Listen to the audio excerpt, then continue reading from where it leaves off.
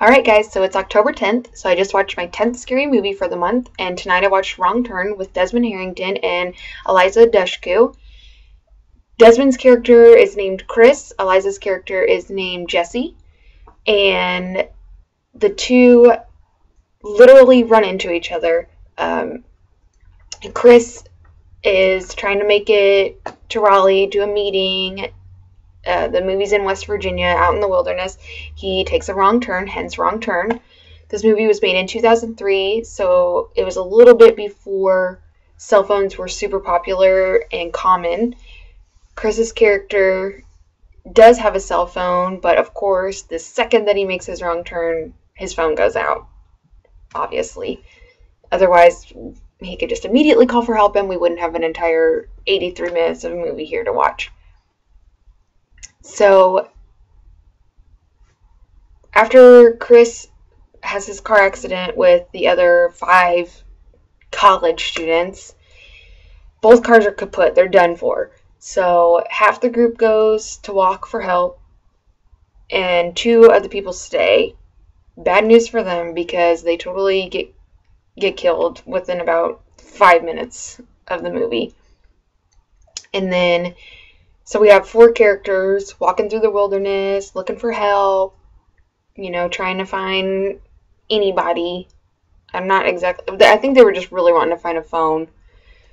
But it was pretty silly, some of the stuff going on, and even during this walk. And then you have Jessie, who's walking around in a typical white girl horror movie tank top. White tank top, white girl. I'm so shocked she didn't break an ankle. I'm so shocked that it didn't start raining, or that these people chasing them who are actually inbreds, I'm so shocked that they were actually running after the characters. Because usually you have them walking and the people are running for their lives, and you have your villains over here just taking a stroll in the park. These villains were inbreds from generations. I mean, who knows how deep that story went. So at the beginning you see all these newspaper articles about inbreds and how it's so unnatural that it almost gives them this superhuman strength. They've got all kinds of deformities going on. Do not eat while you're watching this movie. So our characters are walking around. They find this house. It's kind of a shack. It's very secluded. We're in the woods in West Virginia. They go inside to look for a phone. Immediately, this place is disgusting. And I'm not talking hoarders disgusting. I am talking inbred disgusting. There's body parts stored. There's knives hanging from the ceiling. There's weapons everywhere. They walk through this house for a good 15 minutes. I mean, the whole time I'm just thinking, get out. I mean, they're questioning all this stuff, and yet they just keep looking. I don't think your curiosity should be so intense that you choose to keep looking at these stored body parts and weapons over getting the heck out of there. The very first time that they saw knives hanging from the ceiling or a jar of fingertips, they really should have just left right then.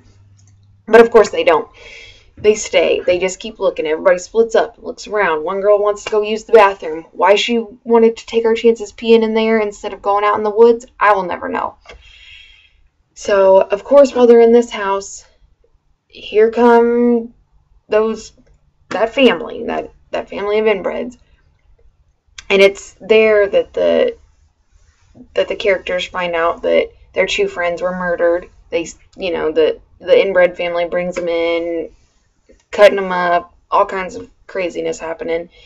So they make a run for it, a very loud run for it. So the inbreds hear him and go after him, and Chris, the main male character, actually gets shot in the back of the leg. He's a medical student or a doctor or something, and he actually, he ties a piece of shirt around it or something like that. And I kid you not, this guy hardly bled through the movie. I mean, we are almost, we're a fourth of the way in. He gets shot in the back of the leg, and he's still running like crazy. I mean, I understand adrenaline, but adrenaline for like 2 days, 3 days? Come on.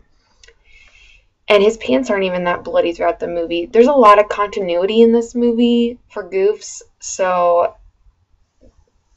don't really watch for that kind of stuff, because you'll catch about 50 of them.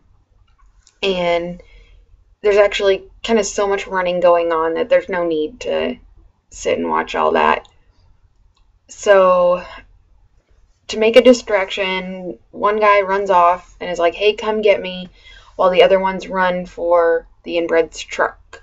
So the three of them get into the truck, drive off, try to meet up with their friend. He gets killed right before he gets to him. So they're driving this truck, they get it stuck in the mud, and take off running from there. They find a big watchtower, they climb up there, they're kind of hanging out there with it.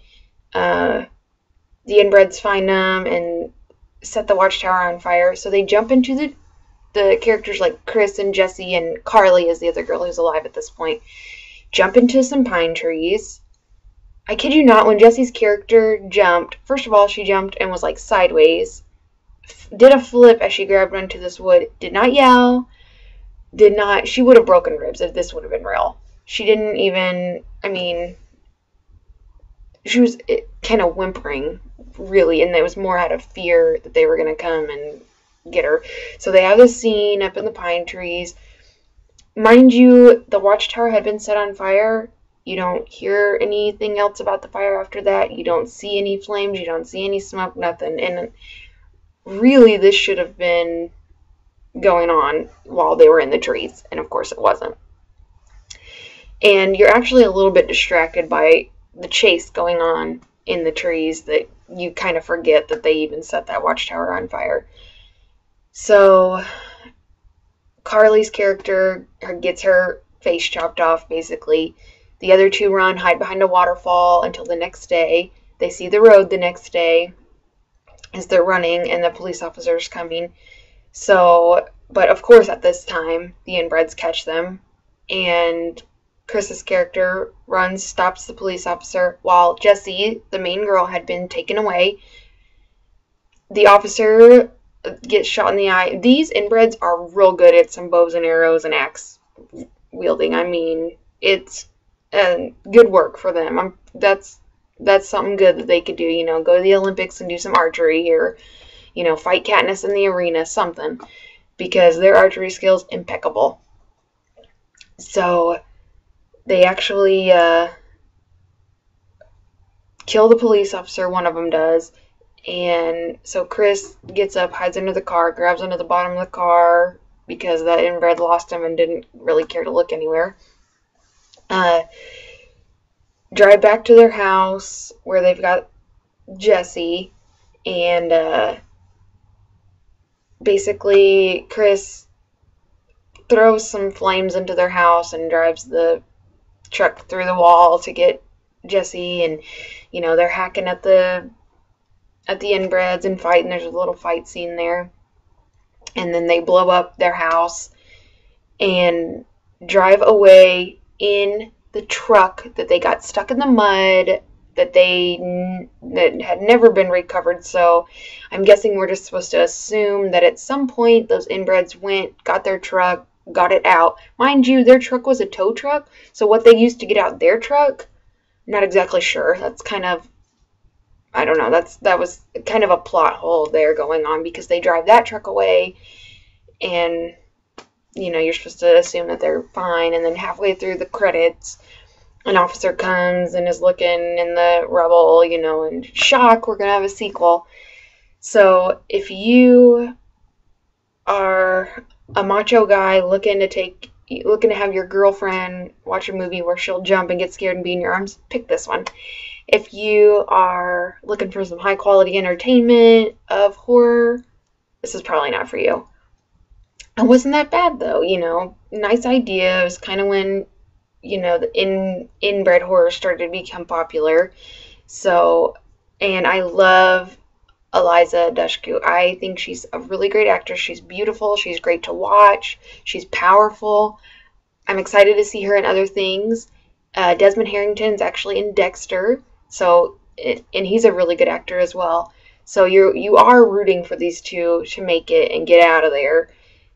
And I think if you want to give it a chance, go for it. Do not have high expectations for it, though.